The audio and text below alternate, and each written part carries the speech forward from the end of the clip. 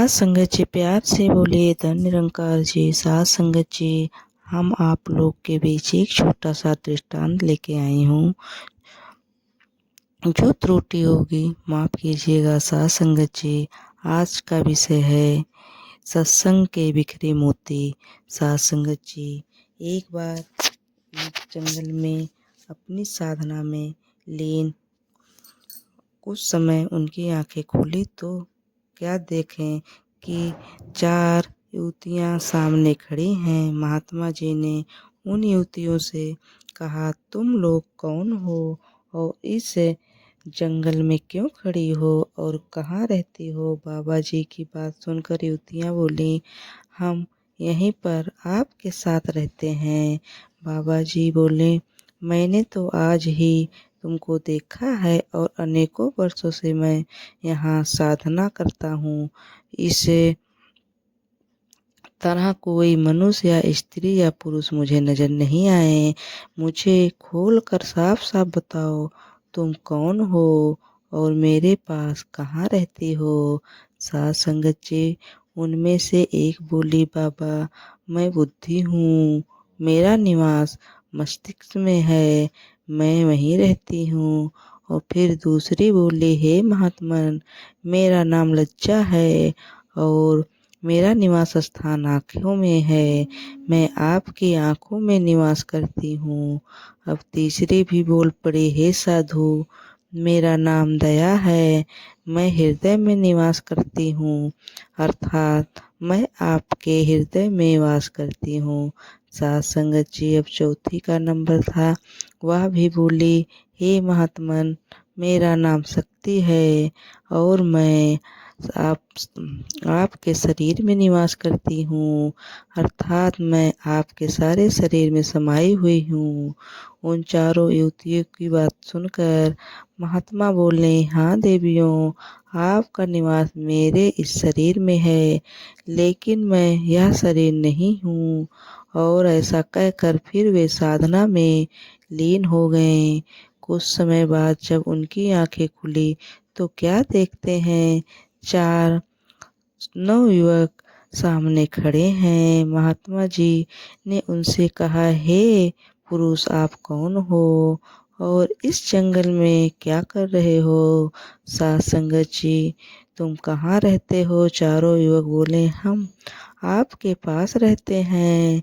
महात्मा जी ने प्रश्नवाचक दृष्टि से जब उनकी तरफ देखा तो उनमें से एक बोला, हे महात्मन, मेरा नाम क्रोध है, मैं आपके मस्तिष्क में निवास करता हूँ। इस पर महात्मा जी ने कहा, मैं तो बुद्धि में रहती हूँ। इस पर क्रोध ने कहा, हे महात्मा, जब मैं आ जाता हूँ तो बुद्धि चली जाती है, अर्थात क्रोध के समय बुद्धि नष्ट हो जाती है। अब दूसरा युवक बोला, हे महात्मा, मेरा नाम निवास स्थान आँखों में है। इस पर महात्मा बोले, आँखों में तो लज्जा रहती है। हाँ, आपने ठीक कहा, जब मैं आ जाता हूँ तो लज्जा शर्म से चली जाती है और मनुष्य माँ, बहन, पत्नी को पहचान खो देता है। तीसरे पुरुष ने कहा, महात्मा, मेरा नाम लोभ है, मैं हृदय में निवास करता हूँ, परंतु हृदय में तो दया निवास करती है, फिर तुम कैसे? महात्मा बोले। इस पर लोभ ने कहा, जब मैं आ जाता हूँ तो दया दूर चली जाती है। अब चौथे की बारी थी। उसने कहा, मेरा नाम मोह है, मैं संपूर्ण शरीर में निवास करता हूँ, परंतु शक्ति के सामने तुम कैसे ठहरते हो? नहीं महात्मा, मेरे आने पर शरीर शक्तिहीन हो जाती है। महात्मा जी ने कहा, तुम सबने ठीक कहा, तुम सब मेरे शरीर में ही वास करते हो, परंतु मैं यह शरीर नहीं हूँ, मैं इन सब से परे अलग हूँ। ऐसा कहकर पुनः अपनी साधना में तल्लीन हो गए। साध संगत जी, स्वामी जी महाराज के सत्संग में आगे कहा, जब साधक अपने गुरु के मार्गदर्शन में साधना करता है तो कुछ समय के बाद सभी कामनाएं उससे अलग होकर बाहर खड़ी हो जाती हैं। वह निश्चल हो जाती हैं, उसे ज्ञान प्राप्त हो जाता है। वह उस प्रभु की एक बूंद का अंश है और बाकी सब जड़ वस्तु है।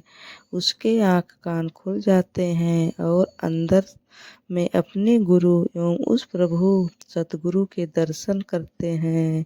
तभी गुरु गोविंद गुरु ने कहा है, गुरु गोविंद दो खड़े काके लागू पाए, बलिहारे गुरु आपकी गोविंद दियो बताए। साध संगत जी, जब हमको सत्संग या अच्छे लोगों की संगत मिलती है तो हमारा मन प्रसन्न हो जाता है। साध संगत जी, प्यार से बोलिए, धन निरंकार जी।